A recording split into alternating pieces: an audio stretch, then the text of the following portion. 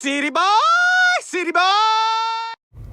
Ladies and gentlemen, it's your boy, Nate the Great, back with another video.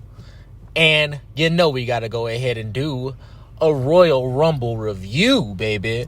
All right. Initial thoughts on the show. It wasn't the worst thing in the world. All right. It was not the worst thing in the world, but it definitely could have been a lot better. The men's Royal Rumble was obviously the highlight of the show, as it always is. That's the reason we watch the Royal Rumble, right? So we'll go ahead, go through it, match by match, segment by segment, and I'll let you know how I feel about things as we go through it. Now, the women's Royal Rumble, okay, this is where we starting off, okay. It was okay, right? The women's Royal Rumble, it was all right for what it was, okay? We start off with Io Sky and Liv Morgan. They start off in the match. I believe Liv Morgan made it all the way to the end of the match pretty much. We don't really have to go through the whole women's Royal Rumble because in all honesty, it wasn't that entertaining, right? There were a couple of standout stars, right? Like we got Maxine Dupree coming in with the reverse worm, taking the straps off, all that good stuff. I love seeing Maxine Dupree's fine ass anytime, so that's always a good time. Lash Legend was also a standout. Came in, did a bunch of power moves. Jada Parker was a standout because that booty was poking out, you feel me? Oh my goodness, just bring her up to the main roster just because of how fine Jada Parker is. We don't need her down in NXT any longer. I need to see her twice a week, you feel me? So yeah, Jada Parker, she was a standout in tonight's match. Who else was a standout? Alexa Bliss, she returned. She came in at number 21. She got dumped out pretty soon though. So, I hope they go ahead and do something big with her soon. I hope she gets a good spot at the Elimination Chamber. Jordynne Grace pulled up. All right. She pulled up. She turned in at number 18, right? And I guess she went ahead and signed a full-on contract with the WWE. So there was that, okay? Charlotte Flair came out. I'm trying to remember when Flair came out. Charlotte Flair came out at 27, right? Trish Stratus came out at about 25, so it was good to see her back. And Nikki Bella also came back, so that was nice to see her. Always good to see those legends right there. I love Trish Stratus. I love Nikki Bella. Those are the true divas, right? True divas from the diva era, all right? So everybody loves to talk all that shit about the divas and everything, but the divas are the ones that got the biggest pops of the night. Nobody cared about 90% of the bitches that came out, so there was that. The final three was Charlotte, Roxanne Perez, and Nia Jax. All right. The way that the match ended. Hold on. The police. So the way that the match ended was basically Roxy was trying to get Nia Jax out, and Charlotte Flair went ahead, took advantage, and got Nia Jax out over the ropes. And then they kind of had their little standoff. Charlotte ended up getting Roxy out, and Charlotte wins, okay? One thing I wanted to point out is that she had to point to the sign 3 times. I don't know what was going on with production, okay? She was standing on that motherfucking turnbuckle for a minute there, pointing at it. She pointed at it twice on the turnbuckle, pointed at it once on the just the mat, and finally on the third time that she pointed at it, the pyro finally hit. So I don't know what was going on with production. But my biggest gripe with tonight's match, there was no Jade Cargill. Jade Cargill did not show up. I was hoping that Jade Cargill came back, right? I wanted Jade Cargill to win the Royal Rumble. I think that even with new additions like Lash Legend and Jordynne Grace, I think Jade Cargill is still the one, right? I think she's still that unique figure that, and I think she deserved it, right? I think she really needed to get in there. But at this point, I mean, it's like, what do you do with it, right? Unless she's winning the Elimination Chamber, just let her go. You feel me? Just let her go. All right. At this point, if she's not winning the Elimination Chamber, if she's not back, by then there's no reason for her to still stick around. She has a lot of years left in her as far as being a star in the wrestling industry. Just go to TNA at this point. You know what I'm saying? Go to TNA, pull up to NWA. You know what I'm saying? Get your reps in, and then come on back sometime down the line if she so pleases. But at this point, the way that they've used her and handled her so far, I just don't see a reason for Jade Cargill. If she doesn't win the Elimination Chamber, I don't see a reason for her to keep on going. So there was that. It was a decent match. I'll give that one I'll give it a 5 out of 10. You know what I'm saying? Just straight down the middle, straight mid, right? Nothing too noteworthy, nothing too spectacular happened.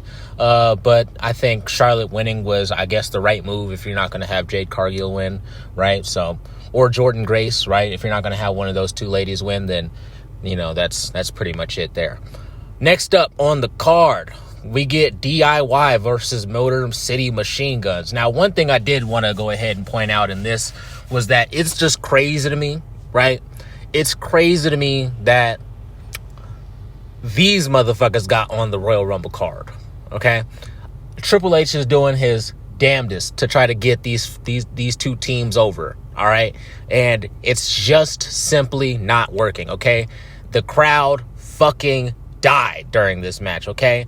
Like, no matter how much fucking Michael Cole, fucking Wade Barrett, Pat McAfee try to put over, oh, they wrestled in Japan. They've been wrestling for 20 years. They wrestled each other, back in their dad's backyard first, and now look at them in front of 70,000. Like that, none of that matters. Okay, none of that is actually a part of an actual storyline. Okay, you're just using that to big up these motherfuckers, and the people just could not care. All right, you got the first pinfall.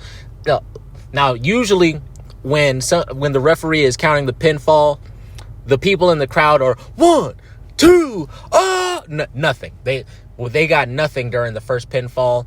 DIY picked up the first pinfall. You could hear the fucking referee smacking the floor, which is absolutely insane. Nobody reacted when they got the first pinfall. Nobody reacted when Motor City got the second pinfall. The only time that this match got a reaction was towards the end when the Street Profits came out, right, and interrupted and distracted the referee. Fucking not Montez Ford, Angelo Dawkins, when he smacked who the fuck was it? Was it Chris Sabin? I don't know. I think it was Chris Sabin that he smacked with the crutch, and then DIY ended up picking up the victory off of that, and then the Street Profits went ahead and beat down DIY with the crutches after the match. So we'll be getting that match at Elimination Chamber most likely, and I'm really happy to see the Street Profits back, and it seemed like the crowd was too. And we move on. That match was, I give that match a 2 out of 10. Or, you know what I'm saying? There was some cool spots in there, but like nobody could possibly give a fuck. All right, nobody could possibly care. I didn't care because there was no storyline to it. Okay, it was just these two motherfuckers that Triple H or four motherfuckers that Triple H are trying his damnedest to get over, and it's simply not working. So I give that match a 2 out of 10. That's a 1 out of 5 if you break it down, baby. All right, so next up we get KO versus Cody Rhodes. Now, during this match, Michael Cole makes it a point to let the people know how much money they're scamming out of the marks at this point, right? Talking about this is the third largest gate of all time, and the rest that just goes to show, because they've sold out much bigger venues, right? They've sold out bigger venues, and they're making more money. That just means that they're charging more money for tickets, and good for you guys. Good for WWE. But anyways, this match was all right. All right. It was just a good old fashioned street fight, pretty much with ladders. That's pretty much what I saw it as. There were a couple of really nasty spots, like Cody Rhodes did a big back body drop onto the top of the where the two rungs of the ladders meet, you know what I'm saying? Where the two rungs of the ladder meet at the top of it. He did a big back body drop on Kevin Owens on top of that shit. That shit looks so fucking nasty, bruh. I don't know how they commissioned that one. You know what I'm saying? Like, that's an indie move if I ever seen an indie move, bruh. But, you know what I'm saying? They went ahead, did that one. It was nasty, and it was cool. You know what I'm saying? There was another nasty spot where KO hit the fisherman suplex through a ladder on Cody Rhodes, and that shit looked fucking devastating, bro. There was also like a couple of minutes later, but pretty much, fucking Cody Rhodes got hit with a damn power bomb through the ladder. I think the power bomb was first. I think he hit the power bomb through the ladder first, and then after that he hit the fisherman suplex through the ladder, because that's when fucking Sami Zayn came out, right? And because they were both out of commission after that, right? They both got hurt pretty bad off of that one. You know, that was the, you know, or at least in kayfabe, they got hurt pretty bad off that one. And obviously they got hurt off of that shit. Sami Zayn came out, and I'm thinking like, oh, is a storyline about to develop? Is something about to happen? Is Triple H about to get creative in this bitch? No. Of course not. Sami Zayn just comes out and talks to them both, giving them both pep talks, I guess. And he does nothing. He does nothing. He just stands by, lets them move on, right? Next up, the next nasty spot in the match was when fucking KO hit a low blow on Cody Rhodes. They were on top of the announce table. He's getting ready to hit Cody Rhodes with the package pile driver, and Cody Rhodes pretty much just, you know, reverses that into an Alabama slam, and he Alabama slams that motherfucker KO right through the not through a table, through the ladder that was set up like from the announce table on into the ring. You know how they have like the, they set it up so it goes from the announce table into the ring. So he Alabama slammed him right through the ladder. That shit looked fucking nasty. All right. Big ups to KO for selling that shit. After he got hit with that shit, he did not move, and I absolutely love that. Just as a wrestling fan, that was pretty good. So Cody Rhodes picked up the win, obviously, and this was just the wrong move. It was just the wrong move. I get it. I don't think that Kevin Owens would be a good WWE champion, okay? But for the story, okay, if we're actually going to have a storyline here, okay, if you're not just trying to give Cody Rhodes a meaningless feud, which is what this is, okay, it's a meaningless feud, especially now, right? Nobody's going to remember this feud. Nobody's going to remember this match because nothing out of the ordinary happened. Nothing out of the blue happened, right? They had some decent spots or whatever, but we see decent spots in every single fucking match now, all right? I think KO should have went over. Cody Rhodes took way too much offense in this match for KO not to go over at this point.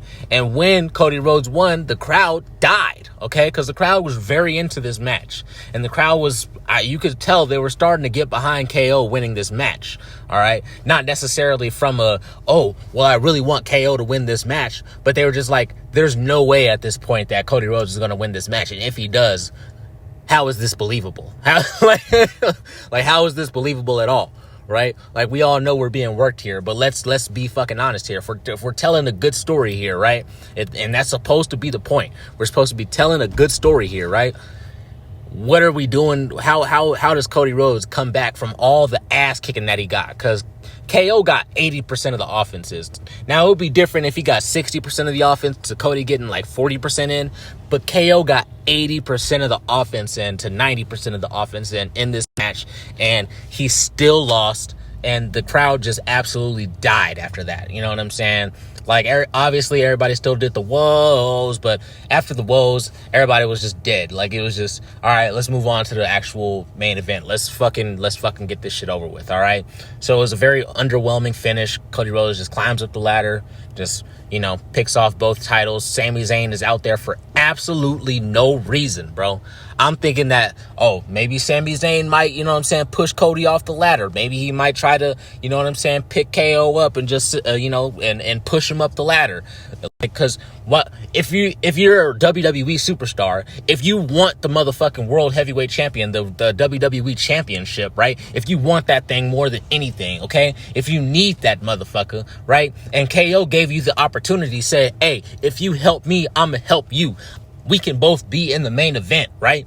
if this is a storyline that you're actually trying to put together, right, then having Sami Zayn fucking push Cody Rhodes off the ladder, I don't think that anybody's going to be like, fuck you, Sammy. I don't think anybody's going to say that off of that. It's just natural. That's come on now. Like, you gotta get over people in order to get yourself to the top sometimes, man. And it was just a bad move, man. I did not like this match. At least the ending. The match itself was fine, right? So, I'll give it a 4 out of 10 because, or a 2 out of 5 or whatever if you're breaking it down.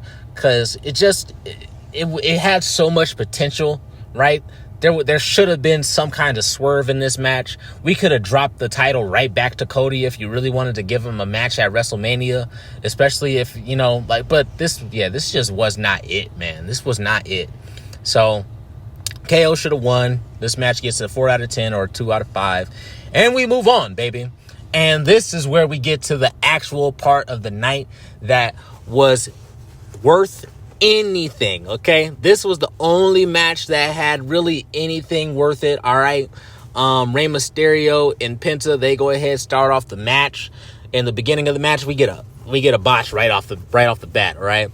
So, Rey Mysterio was like on Penta's shoulders. He's trying to hit him hits him with a Hurricane Rana over the ropes, and we all see very clearly with our own eyes that both feet hit the floor, right? Both feet hit the floor. It is what it is, right? It is what it is, all right? Now, in Vince McMahon's era, right, both feet would have hit them floor, and he would have called an audible, just like that, all right? So, let's call the audible, right? Let's have Rey Mysterio just sit out there for a little bit. You know what I'm saying? Soak in the crowd. He's a fucking 2-time Hall of Famer. Let him soak in the crowd, and we'll get the next guy out there a little bit faster, right? Instead, they try to insult our intelligence and say, and especially Wade Barrett talking about, no, I have pretty keen eyes. Only one foot hit the ground. Like, nah, nigga, we all clearly saw both feet hit the ground. But like I said, fucking Triple H does not have the creative juices to called an audible. In fact, the only audible that he called tonight was a scripted audible, and we'll get to that, okay? Next in the match, we get Chad Gable. All right, Chad Gable comes through, and, he's doing what he can against 2 luchadors, right? They're pretty much teaming up on him. Then Melo comes out. He starts out pretty hot, you know what I'm saying? Hits a couple of really nice moves, okay? And then, Santos Escobar, he comes out next, all right? And he hits he hit a smooth ass 619 on Rey Mysterio, okay? I haven't seen anybody else hit a 619 that fucking smooth besides Rey Mysterio. So that was really nice how he hit that. Otis came out next. He got a great pop, all right? Like, really great pop. Like, especially considering, like, we never see Otis these days. His pop was massive, all right? He gets in there. He stares down Chad Gable. Gable smacks him. Otis smacks him back.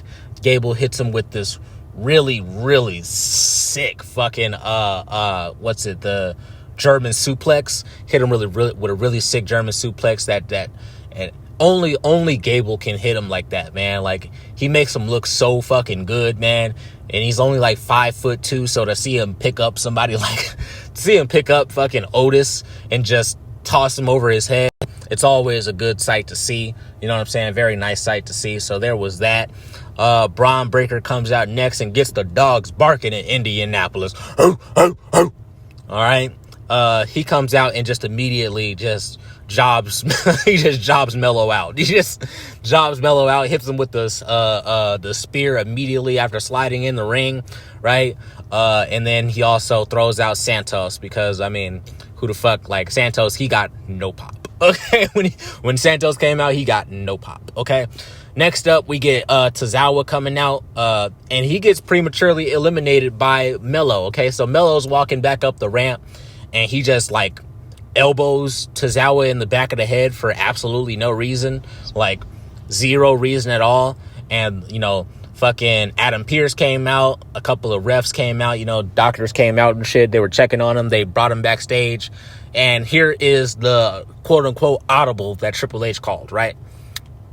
So Tozawa, he gets eliminated, right? He goes backstage. They're like, all right, he's not going to be able to go on. We need somebody to replace him. And Triple H looks at Speed. Now, remember, I think it was, I'm pretty sure it was last week. No, it was this last Monday, I believe. It was either this last Monday. No. It was at fucking Saturday Night Main Event. All right, yep, that's when Triple H went ahead and invited Speed to do a stream in the Gorilla area. All right, so Speed is back there. He's doing his stream, and Triple H runs up to him. He's at, Speed, you're on. All right, we need you to replace Tozawa. You're on. All right, and Speed comes out. He helps Braun Breaker eliminate Otis. Speed hits the C-oo, right? You know what I'm saying? And then hits a backflip. Braun Breaker fucking folded. Then he fucking folds Speed in half, bro. Speed took the fuck out of that spear, man. You got to give props to Speed. I thought this was a shit moment because Tozawa definitely should have got his spot, but I mean, you know, it was funny enough, you know what I'm saying? And Speed took the shit out of that fucking spear. So props to him for that. After he takes the spear, Braun Breaker throws him out with a gorilla press, throws him out onto Otis. Otis catches Speed and then just fall away slams him over the announce table. Like, Speed was just out there taking bumps. Like, so props to Speed for that. You know what I'm saying? If anything, we move on with a couple other people came out, but then Jacob Fatu came out at number 12, hits a double pop-up Samoa drop, right? Eliminates a couple people. I don't remember exactly who, because who cares? Then Ludwig Kaiser came out, right? He runs down to the ring and he like stops before he actually gets into the ring, right? And he's like, you know, just waiting for his proper moment. And then as soon as he gets in, he gets eliminated. Like, I forget who it was. I think Penta was the one that eliminated him immediately. I'm not exactly sure. But he was very close to getting the shortest in-ring, like the shortest time in-ring at a Royal Rumble. But Santino still holds the record because he's the GOAT. Couple other people come out. Then we get Joe Hendry at number 15 coming out. I believe in Joe Hendry, and so does Indianapolis, because they gave Joe Hendry the motherfucking hero's welcome. All right, I hope we see a whole lot more of Joe Hendry. I knew he was gonna be at the Royal Rumble, right? But I didn't expect to pop that big, and I'm glad he got that big ass pop. I hope that he drops his TNA title to somebody like Matt Cardona, or probably just drop it back to Nick Nemeth, right? And then I hope he just comes up to the main roster over at WWE, because it's about that time. If you're getting a pop like that at the Royal Rumble, you need to be on the main roster on WWE. So there was that. Joe Hendry, he eliminated The Miz, I believe. And Roman Reigns comes in at 16. One's up in the sky for your tribal chief. All right. He eliminated 4 people immediately. All right. He eliminated Joe Hendry. He eliminated Sheamus. He eliminated, I don't remember everybody he eliminated, but he eliminated 4 people. I wrote down that he eliminated 4 people. Okay. Jacob Fatu and Roman, they face off. Right? And they start going at it. Roman ends up standing tall. You know what I'm saying? They're both hitting their little moves. Drew Mack comes in at 17, right? Finn Balor makes his return at 18. And Shinsuke, all right? Shinsuke comes in at 19. This is your United States champion, Triple H. All right? Triple H, I know you're listening. All right? This is your United States champion. And he got no pop. 0 pop. Not a cheer, not a boo, anywhere in the motherfucking... Nobody gave a fuck that Shinsuke was coming out. Nobody, all right? And that's just crazy. None of your champions should be getting 0 pop when they come out. If they're a champion, they should be getting some kind of something, some reaction. And he got none. So it's about that time that we just give up on this Shinsuke experiment, okay? Actually build him up, all right? I don't understand why you just had him come in and just whoop on LA Knight for absolutely no reason, just to not have him on TV for like 4 or 5 weeks, and then throwing him in at the Royal Rumble. just retarded booking. So Jey Uso, all right, the Yeet Master comes in at number 20. All right, AJ Styles pulls up. All right, man, we were just the second half of the, you know, because the first 15 nobody really gave a shit, but the second half, this second half of the 15, it was just one star after another star after another star. AJ Styles pulls up at 22 with the with his old theme song. You know what I'm saying? You gotta love that. You gotta love that. He got a huge pop. It was so nice to see AJ Styles back. We need AJ Styles back on SmackDown or Raw. I'll take him on either one.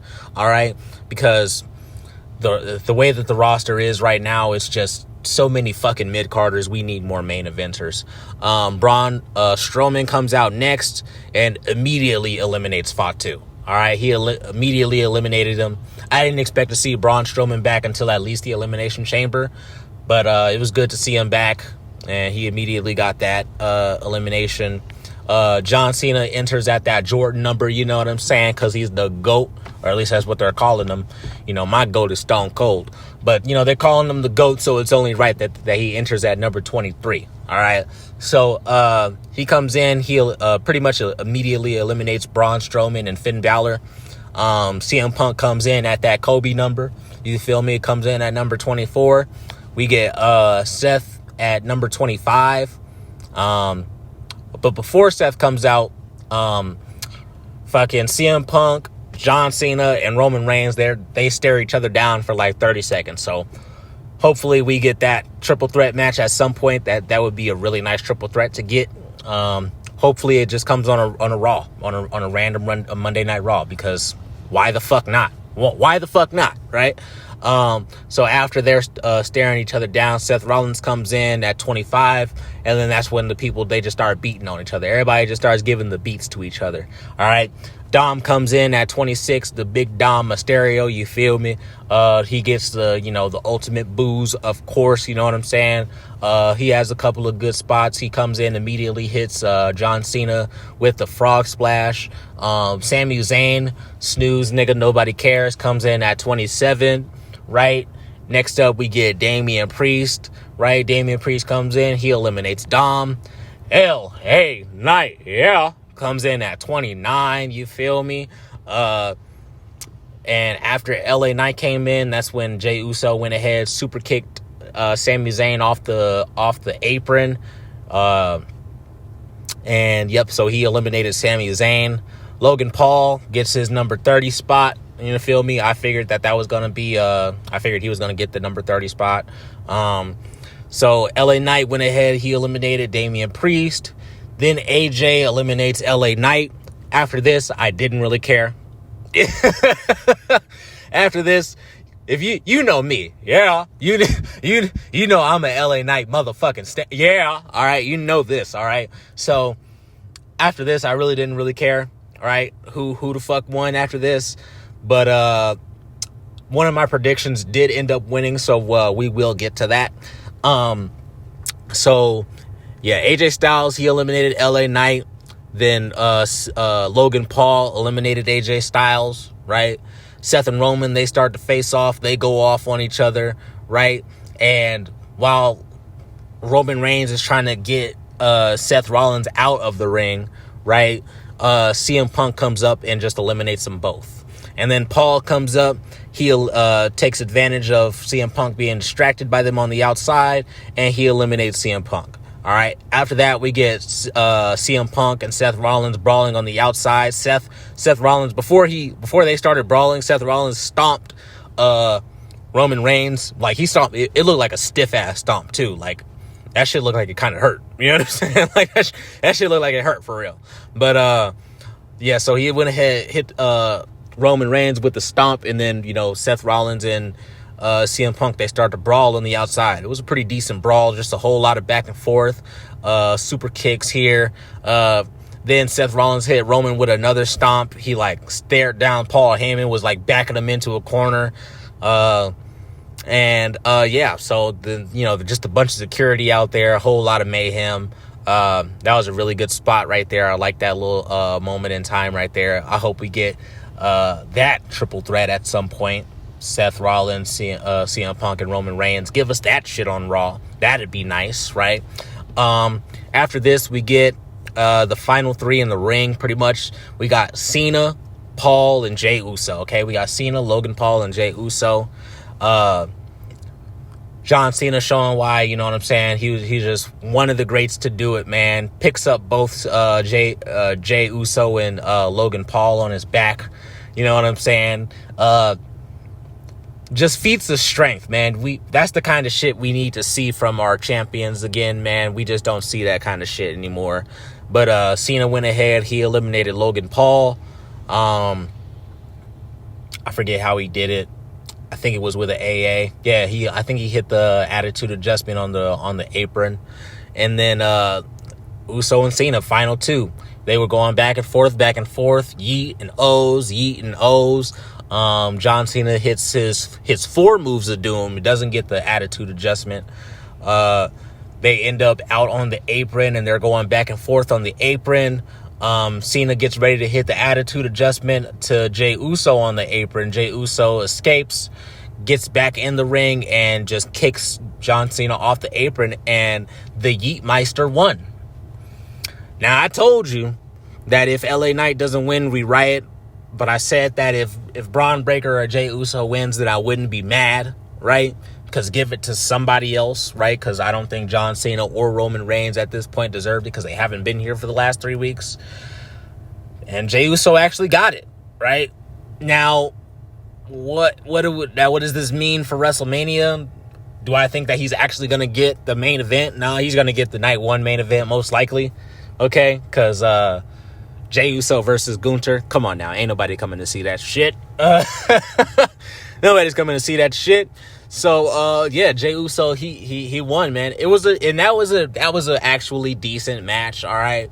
Now, I'm going to give it probably a 7 out of 10 because there was a lot of great spots in this match, a whole lot of stars, whole lot of returning stars that I was really happy to see.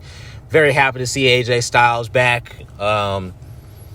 Really good to see Roman in the match. I almost didn't think he was going to come. Like, they said he was going to be there on the 27th and he didn't show up. So I was prepared for him not to show up, right? But there was no Solo Sikoa, all right? So Solo Sikoa is just completely buried at this point, just completely buried. They built him up for a whole year. He fucking had the whole roster in a chokehold basically for a year. He loses to Roman and then he's just gone. So there's that. LA Knight didn't win, bro. I was very, very fucking upset. I was very, very fucking upset about that shit. But I mean, hey, at least Jey Uso got it. You know what I'm saying? He'll be able to say he's a Royal Rumble winner. He'll get his night one main event again, and he can call himself main event Uso officially, right? So yeah, that was the show. I mean, overall, I give the show a 4 out of 10, man. 2 out of 5, dog. It wasn't a terrible show, right? The Men's Royal Rumble is the thing that brought it all together and actually saved the show because the Men's Royal Rumble was actually interesting. It was actually good. The Women's Royal Rumble was okay, right? DIY versus Motor City Machine Guns, absolutely insane that they actually got on the card. The fact that fucking Jade and Naomi barely ever, like, they never got on a motherfucking pay-per-view. They got on the Clash at the Castle, right? Like last year, Jade and Bianca, they got on Clash at the Castle, right, as the tag team champions, but besides that, never got on a fucking pay-per-view. Any other tag team champions, they are hardly ever on pay-per-views, and you put DIY and Motor City Machine Guns on the second or third biggest pay-per-view of the year. Get the absolute fuck out of my face, Triple H. No, we still don't like them niggas. We're not getting behind them niggas. Go ahead, push them niggas down the card, give it to the Street Profits, and let's move on. You feel me? Cody Rhodes winning was the wrong move, but I mean, we all knew he was gonna win, so there's that. So predictable as fuck, but a decent match nonetheless. And then the Men's Royal Rumble, like I said, it came in clutch, man. It was great to see John Cena in the ring again. John Cena overselling everything. I fucking loved it. You know what I'm saying? His overacting. I loved it. You know what I'm, he's old now. Who cares? You know, at this point, he's no longer Super Cena, right? He's no longer Super Cena, so he's going to have fun out there, and that's what I want to see. I want to see John Cena out there having fun. And yeah, it was a decent overall show. I give it a 4 out of 10, man. So not ass, but straight down the middle, straight mid. I'll give it a 5 out of 10. Straight down the middle, straight mid. But good moments. Good moments. Let me know what y'all thought in the comments section. Do y'all think the right person won the Royal Rumble? I don't think Charlotte Flair should have won. I think Jade Cargill should have came back. Do y'all think that Charlotte Flair was the right one to win the Royal Rumble? Do y'all think Jey Uso was the right one winning the Royal Rumble? Do you think Cody Rhodes was the right one to win the match? I mean, if you're a fan of mine, you're probably not a fan of Kevin Owens. You know what I'm saying? But I think Kevin Owens should have won that match. All right, something. Give us something. Throw some kind of swerve out there. Throw a monkey wrench somewhere in there so that way you can keep the people guessing. But Triple H doesn't know how to do that. So yeah, let me know what y'all thought about the show tonight. I thought it was all right. I'll see you motherfuckers in the next one. It's been your boy, Nate the Great, back with another one. And I'll see y'all motherfuckers next time. Peace.